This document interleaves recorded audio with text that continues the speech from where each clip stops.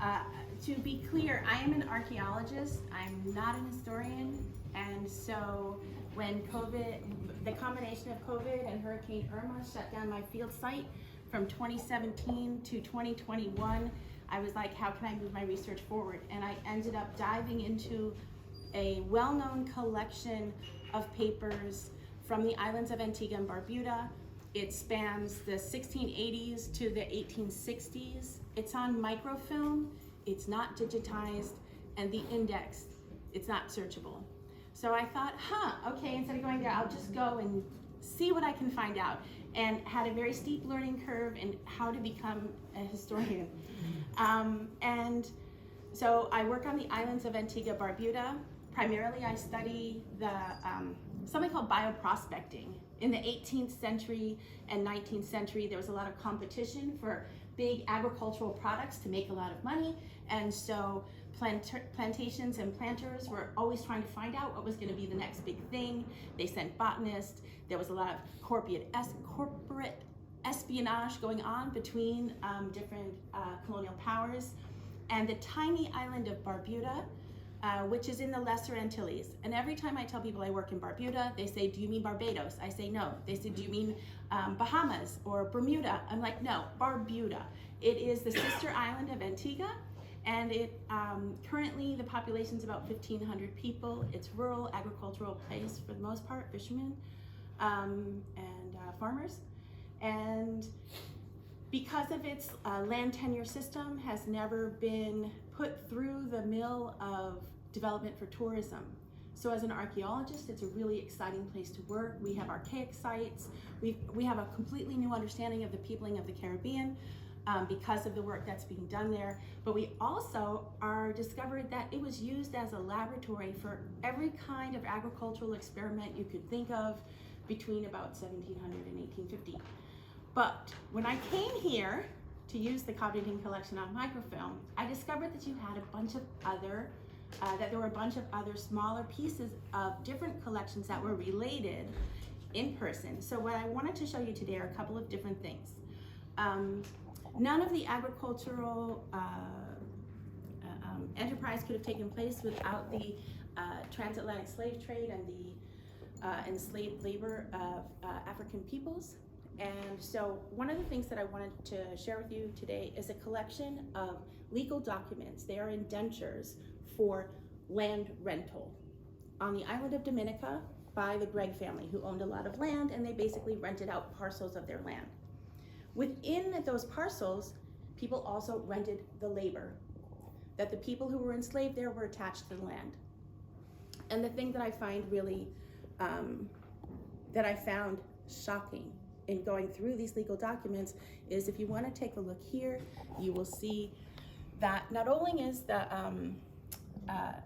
person responsible for the upkeep of the land, they're responsible for taking care of the people who are associated with the land. And if someone should pass away during the tenure of that indenture, that they should be replaced by someone of the same gender and approximate age. What makes it difficult to begin to trace people who were enslaved through the historic record is when something like that occurs, frequently the person who was there to replace someone who had passed would be renamed with that same person's name. So that as you begin to look at the lists, you will see the same person's name change in a census that all of a sudden they've gotten younger 10 years later, and that I couldn't figure out what was going on. So these indentures really show that and illustrate why that's happening. Like I said, I'm not a trained historian, so when those things started coming up, I was confused and thought I was doing it wrong, but here it is. In the center here is a collection of letters. These three are from estate agents in Antigua, writing back to the Codrington family in England. And in this particular letter, there's mention of a woman named Sally Bullock, or Sarah Bullock. She comes up repeatedly. At one point, she becomes the manager of the entire island of Barbuda because she has married the manager and he's gone senile. But she is enslaved, she's mulatta, and eventually she leaves Barbuda, comes back to England, has 4 sons, one of which becomes a revolutionary for emancipation, her 3rd son. And in the final two here, I want you to take a look. There are again references to how people are viewed, how the enslaved people are viewed on the eve of emancipation. And in this particular collection, it's fascinating to see how the views have changed of the people who are actually have oversight and living on island in Antigua and Barbuda, who are overseeing the estates.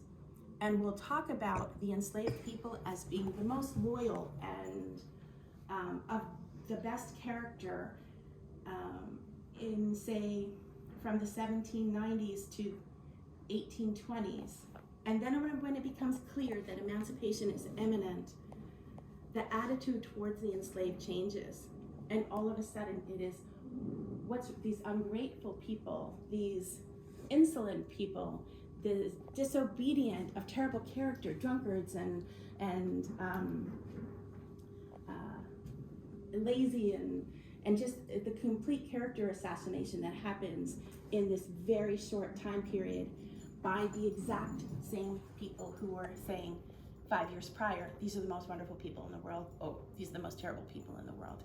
And in reaction and documenting the enslaved reaction to the idea that emancipation is coming. Of specific note, in this letter, it talks about there being 2 or 3 years in which miscarriages are happening on Barbuda, because the insidious thing about the transatlantic slavery and the slavery within the West Indies is if a woman is enslaved, her issue in perpetuity are the property. So it's not just the woman, it's all of her children forever, and all of their children forever are born into enslavement. And so we see this letter as being particularly important because it says women on Barbuda have been given Diana's knowledge to miscarry, that this is intentional, and it is a strategy on the eve of emancipation for women to not have children born into enslavement. So there are talks of agency and resistance in 2 sentences in that last letter. So I invite you to take a look, and if you have any questions, I'm here to answer them.